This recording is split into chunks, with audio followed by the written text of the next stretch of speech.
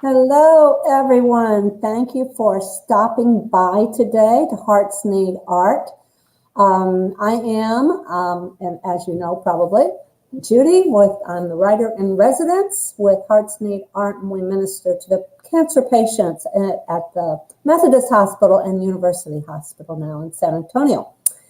Anyway, I am so excited right now that I have my newfound friend, well, I guess within the last year, Keith Wheeler.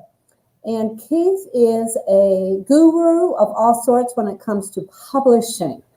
And he has saved me so many times from disasters in description writing, bio writing, and all different types of things. But anyway, welcome, Keith. Thank you so much for coming on with me. Thank you so much, Judy, for having me. I don't know about guru. I don't know about all that, but I try to help out, and I'm always learning. So as soon as I learn something, I like to share it. So that's good. That's glad good. to be here. And you certainly do that. You do a lot of sharing. So thank you. I have a few questions I want to ask you, and then you can we'll just take it from there, go from there. But tell me, Keith, when did you first realize you wanted to write?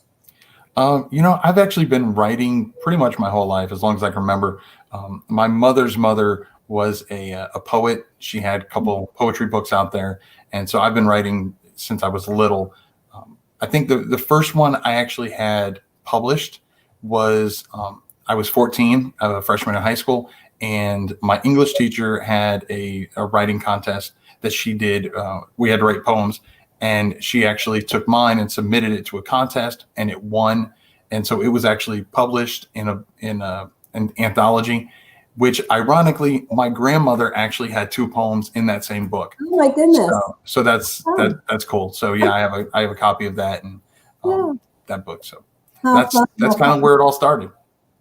So how many books have you written, and is there one specific genre that you enjoy writing in? Okay, so I've published over 250 books. No way! Yeah, I didn't know that. Wow. Yeah, I mean, now that said, I noticed I said published. I didn't say wrote. A lot of them are no content, low content, like journals and stuff like that. But I have written a little over a dozen books, and the genres are everything from, like I said, no content to I've got a couple of young adult novels. I have nonfiction books, all different, like I said, all different genres. But of course, children's books is kind of where my heart is at.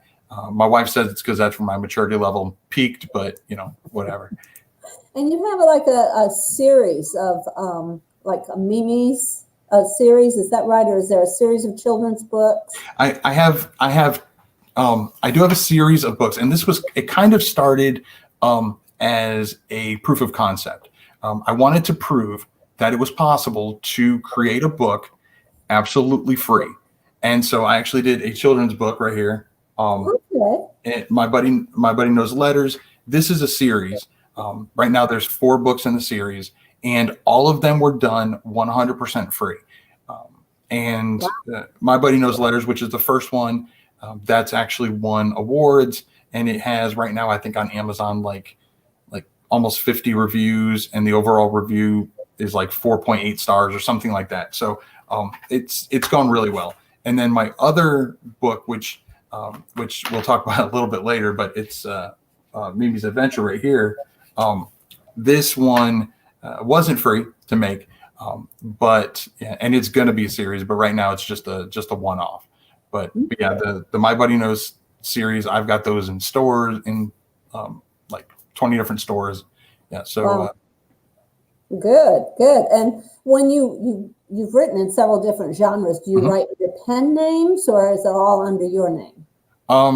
I do have some pen names, but like my children's books and my nonfiction books are all under my name.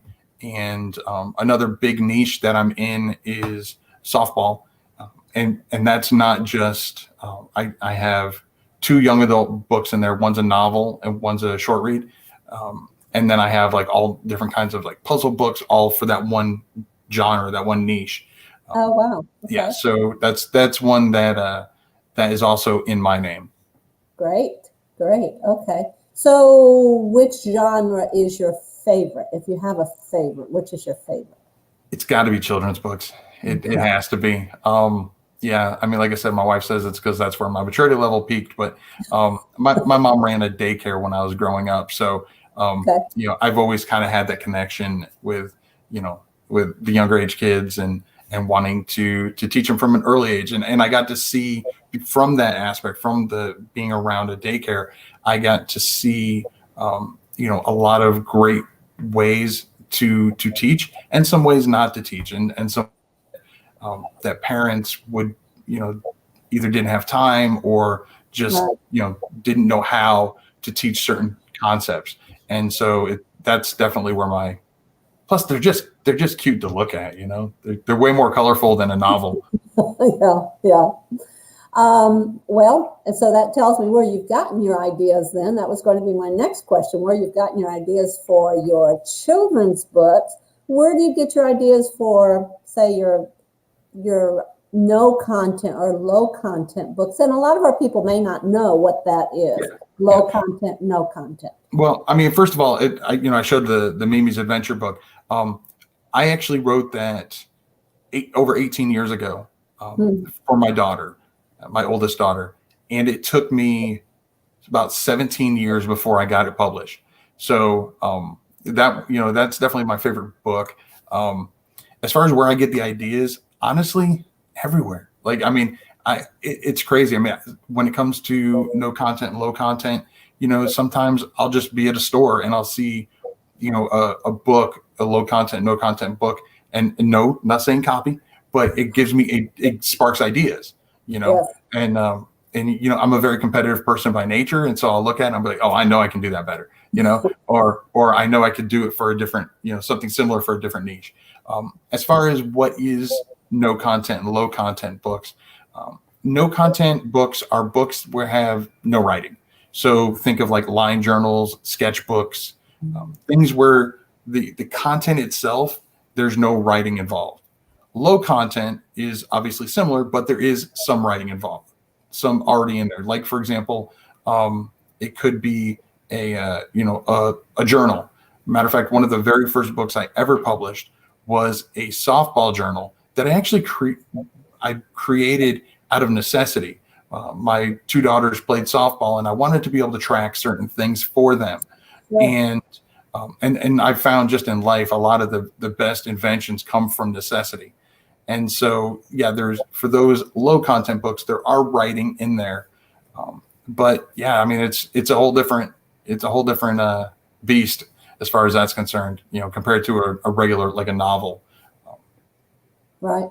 Good, good.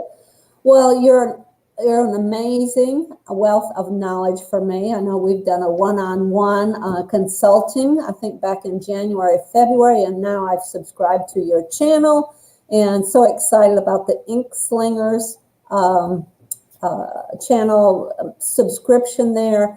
And you guide writers in all facets of writing and publishing. So what made you go from that writer's mindset over into the publishing and the desire to help others? Well, I mean, part of it is my mom always wanted me to be a teacher, and I used to teach Sunday school back in the day. But anyway, so I always had that desire to kind of help, and so it started off with, I guess my overall belief is that I believe everybody from 7 to 107 have a story within them, so many times more, but at least one story to tell. And so with that, I just started joining some Facebook groups and tried to help out as much as I could. And I'd answer questions. And after a while, I noticed I was kind of answering the same questions.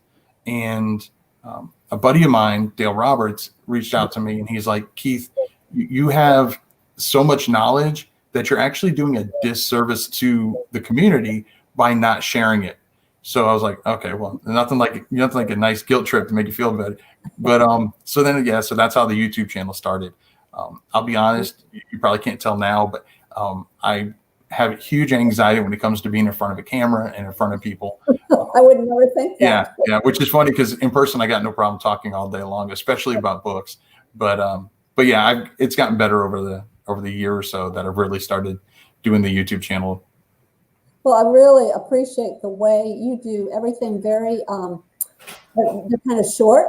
They're not, it's not like you have to watch an hour or 2 hours of YouTube, to find the key, what you're talking about. And then you're very good at, even I can understand it. I tell everybody, if I can understand it, anyone can. It's kind of a step-by-step process. And I love your series. I haven't done it all yet, but this children's book, how to write a children's book, I think there are 12 different videos on there? Nine videos. And it's all free, and it's just step by step how you format it and everything. So I think that's a great service to new authors. I won't say young authors, because I'm definitely not a young author. So you have all these books out. You have a very active YouTube channel. You're constantly answering questions on your Facebook channel, and I see you on Dale Roberts' channel. I see you on a couple other channels. And you're a new grandpa, as I'm a new grandma too. And then you have a full-time software designing company or something like that, or you work as a software designer. Is that right? Correct. Okay. So all those hats you wear, and I know I saw something last night. You responded to some comment of mine like at 11:30 last night. So I know that you work around the clock, but how do you organize everything? How do you keep yourself straight so you're not going crazy? Well, I'm not gonna lie, I got some extra gray hairs the last couple of years, but I mean, honestly, this right here, my phone, it's my lifesaver. I have an app that's it's a free app, because free is my favorite 4-letter F word, and it's just a notes app. And I literally, just like you were saying, how do you keep it all organized? I keep it organized. I have a list, and regardless of how menial of a task it is, it can be take out the trash, anything, it's on my list. And that does two things. One is it keeps me on task, and it makes sure that I always have my most important tasks, the ones that have to be done today, are always at the top.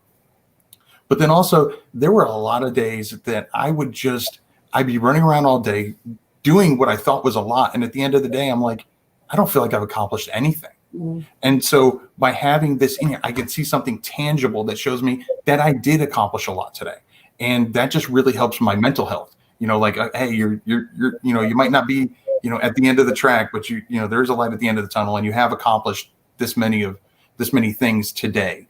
And if something's on the list that doesn't get done today, because obviously one of the things on my list that is always on there, whether I put it on there or not, and it's obviously spending time with my family, because that's number one. If there's something I didn't get to, then it just moves up on the list for tomorrow.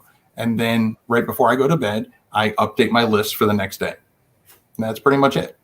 That's pretty smart. I remember in the days that I was a high school principal, and I had the big Mac screen, and I had sticky notes all up and down and around all over that thing. And yeah, there are a lot of days when things just did not get done. So you just have to write things out. But I probably wasn't as organized as what you were. Well, I'll tell you, the sticky notes is funny, because that's kind of how I organize some of the books some of my children's books when I write them.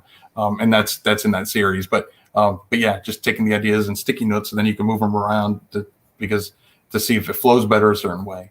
Right. Yeah. So it's sticky notes on your phone. I always have my phone on me. I don't always have my computer. And so that's why that notebook, that notes app is right there, and it's just easy. There's little radio buttons. I can just click it when it's done. And like I said, it gives you that, if nothing else, it gives you that sense of accomplishment. Sure. And especially towards the end of the day, when you're like, you just want to log off and be done, and you see there's like, a few more tasks. You're like, okay, is there one more that I can mark off? Is there just one more? And again, that goes back to my competitive, nature, that I just want to, challenge myself to get one more done. Right. And I know you have a lot of collaborative work with other people, like Dale Roberts. I know you've done 1 or 2 videos with him, but there are others. How do I want to ask this? And it's not on the list, but it just makes me think, I think you probably have over the years gotten to know these different people online or whatever at conferences and all that. So how do you see that as meshing? I mean, how do you, I know you reach out to all these other gurus out there. Uh-huh. And how do you see that helping your business, your publishing, your consulting, and whatever? Well, and it's a couple different ways. And for people that for an author, it's the same. It's really no different for an author as for someone who's on YouTube or whatever, or just a business person in general. If you have a certain amount of clientele, if you reach out to some of your quote unquote competitors, some other people in your area, and I don't mean, especially in this day and age, I don't necessarily mean your area locally, but like in your particular niche, and you reach out to them, then you can help each other broaden your audiences. Because now, by me collaborating with Dale, for example, his audience now becomes my audience. Sure. At least for that one video. And and the same thing with authors. You can do newsletter swaps and have your information. One author says it, sends out an email telling his subscribers that, hey, Keith's got this new book out, and I do the same for them. And so now again, their subscribers, their audience gets familiar with me. And so that's how it really help each other. And it's kind of like that old analogy that, rising tide raises all boats. And so when you work together, you can accomplish way more than if you just try to tunnel vision and do it all yourself. So true. So true. Social media is my, I don't know, nemesis. I don't know, but the social media just drives me crazy. Right. There's newsletters, there's your metadata for your book, there's all the social media, your Pinterest, your Etsy, your Facebook, and all that. If somebody came to you, a new author, and said, okay, give me the top 3, give me a list, 1, 2, 3. What should I focus on? What's my first focus to bring in business, to bring people in to see my books? Well, I mean, to see your books, the first thing I would say would be Amazon ads, because people are already there to buy. They're there, they've got their wallets open. You just need to convince them to buy your book instead of somebody else's. So it's a lot easier. It's what we call a warm audience. You're not just picking somebody, off the cuff that doesn't know you, might not even be looking to buy a book, and then try to convince them to buy a book. So that definitely. As far as like social media and stuff like that, I can't say one specific social media platform because it really depends on your book. It depends on who your audience is. And so if you're writing a business book, then obviously you'd probably want to reach out to places, be on social media like LinkedIn. Whereas if you're writing for more, like for my young adult novel, when I do ads and I have my audience there, that's mainly on like Snapchat or Instagram, places like that, because that's where that younger audience is at. If your audience is more like 40-ish or above, Facebook is usually the place to go. And there's Facebook groups for everything, I mean, and if there's not, create one, but chances are, maybe not as niche down as you can do it, but at least a broad group already exists for whatever your book is going to be about. Right. Okay. So what advice would you give people who want to write a book? So they say, hey, somebody told me I really need to write my life story, or I really need to, that I'm good at telling children's stories, but I have no idea how to write a book. Right. No. Well, the first thing I would say is, just like Nike would say, just do it. Procrastination is the nemesis of achievement, as far as I'm concerned. And I am probably one of the biggest procrastinators I've ever met. I mean, I told you it took me almost 18 years to publish my first children's book. We have this. We're our own worst critic typically, and so there's always fear of the unknown. So there's fear that no one's going to buy my book, no one's going to be interested in my book, whatever your fear may be. And my argument to that is, although we are all as human beings unique, we're not alone. There is other people out there that are interested in whatever, no matter how obscure your interest may be, there is still someone out there that has that. And so kind of like going back to what Dale said is you're kind of doing a disservice if you don't share your story or your book with the world, because I don't care. I mean, I love my subscribers. I love my viewers. I don't care how many I have. If I'm helping one person, then it was worth it. So, and that's whether it's, if I'm helping one child, understand his letters and enjoy it. If I'm helping one, teenager who loves softball,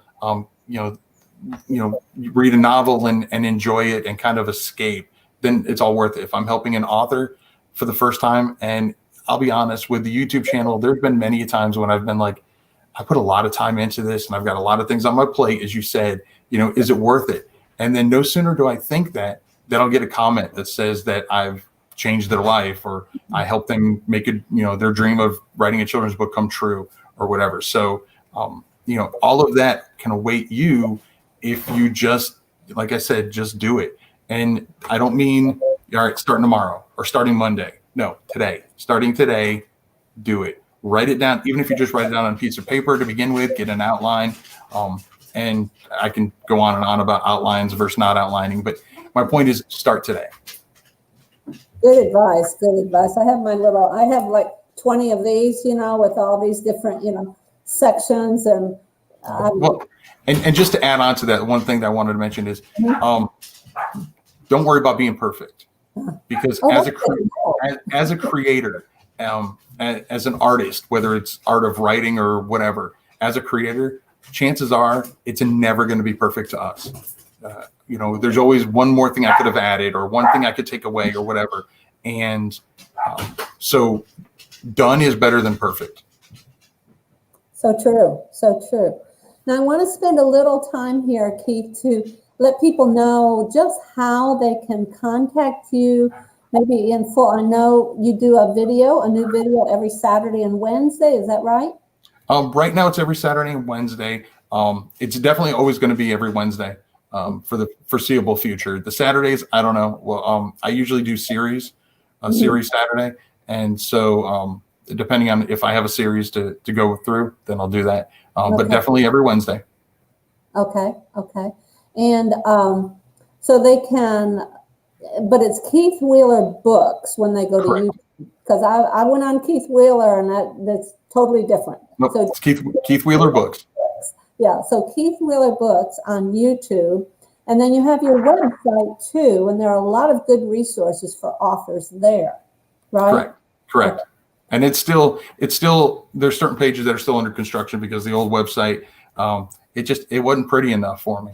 And so we're updating it, but and that website is kwheelerbooks.com. Okay. So you have those two ways. You have the YouTube, of course. You're on LinkedIn, right? Yep, I'm on LinkedIn. I'm on Facebook. I'm on Instagram, Twitter, and Instagram and Twitter. It's at K Wheeler Books. So I try to keep it as consistent as I can. And Goodreads, probably. I am on Goodreads. I'll be honest. I don't do Goodreads too often. I don't either. Yeah. I haven't gotten the whole concept of it, I guess. Yeah. Yeah, it's a great place for authors. It really is. Especially if you are geared more towards like the librarians and that kind of side, because those are the heavy hitters that's kind of like a librarian book lovers social media right there is Goodreads. The downside is like when it comes to books, because they are such avid readers, they don't hold back on their reviews. So and they used to have giveaways where an author could do a giveaway and give away their books. And the author could do that for free. And now they started charging for that. And when that happened, I kind of lost a little interest in that. I'm like, I don't want to have to pay to give stuff away, and it just limits the amount I can help out. Or especially then to help out your audience if there's that barrier of entry. I'm on Goodreads, and if I get a message, it comes to my email. But usually, if you want to get a hold of me, my website, the YouTube channel, or just emailing me at kwheelerbooks@gmail.com. Again, try to keep it as easy as I could. Any of those ways are, and I'm, as you know, especially on the YouTube channel, if you comment on one of my videos, I respond fairly quickly. And you have your Facebook page. It's very lively. A lot of people are there to share knowledge, and you answer everything too. So that's just on Facebook. I believe it's just Keith Wheeler. Is it Keith Wheeler Books there too? No, the Facebook group is Self-Publishing Today. Oh, that's right. That's right. Right. It's Self-Publishing Today. And if you, I mean, you don't have to be a published author to join that group. If you do want to join, there are 3 questions. There are no trick answers, but you have to answer all 3 questions in order to get accepted. Otherwise, either myself or my moderators will just, out of habit, just decline it. So if you've tried and you don't get in, it's because you didn't answer all 3 questions. And one of them is, have you signed up for Keith Wheeler Books YouTube channel? And that's not a trick question. You can say no to that. I use that as kind of a way to know where you found me. Did you find me from YouTube, or did you find me just naturally on social media? So that's all that is. It's, like I said, it's not a trick question. It's not forcing people to say yes. And I've gotten to know a lot of people on your Facebook channel. Just the give and take of everyone. They all seem very well. And it's not a super big group right now. I have an older group that has like over 700 members. This one has, I think, like less than 200. But it's just, there's so many helpful people in it that it's definitely it's where my focus is on as far as Facebook groups are concerned. Good. Well, we're kind of coming here to the close, and I don't want to let you go, Keith, because I could talk to you all day and all week. You know me, I could talk all day when it comes to books. I kind of I inundate you at times with different questions. I apologize for that, but it really is hard to teach old dogs new tricks. But no problem at all. And like you kind of alluded to on the YouTube channel, there are subscription tiers that you could do. If you want to hear even more, because, like, believe it or not, as much as you've kind of said a lot of things I'm working on, as you know, because you're one of the members, I actually am working on some secret projects too that have very little to do with books. And, and so those people get to find out that information as well. And that's exciting. Yeah. I won't say anything about it, but that is an exciting project for you. So, is there anything else we should know about you, Keith, about your books, or anything else that you think covered it all? I mean, as far as about me, no. The more important thing is about the viewers here, and that is if you have a story, write it. And if you've got questions, I mean, I like I said, you can go to my YouTube channel completely free. All the content is free that's on there, and if you have any questions, just write the question in the comment, and I will respond easily within 24 hours, usually quicker than that, depending on what time of the day it is. But yeah, just like I said, don't put it off tomorrow. Start working on it today. Thank you. I appreciate you being on with us here, Keith. And my pleasure. Everybody that at 5 o'clock, I'll be playing Password. So y'all come on and play Password with me. And we have a couple other artists coming on at 3 and again at 4. So thank you, Keith. Have a great day.